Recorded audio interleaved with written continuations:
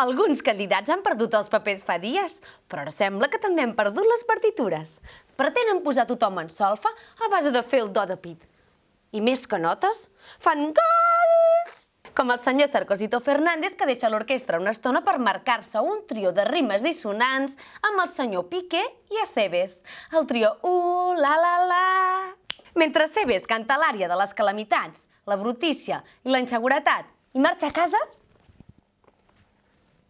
en Sarcosito es queda amb la galdosa papereta de convidar el senyor Trias a ballar un tango. Però el senyor Trias és flautista veterà i el que li van són les tonadetes de Melín.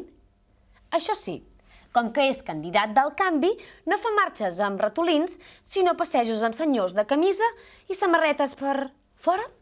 Al costat sostenible de l'orquestra tenim el senyor Portabella tocant el triangle, però convençut com està de ser el primer violí, ara vol canviar el digeridú per fer callar els bongos de la senyora Mayol.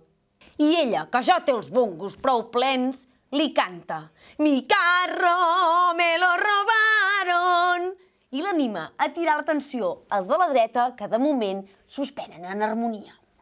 El que hauria de ser la Simfònica de Londres és una xaranga de bodes i bautizos.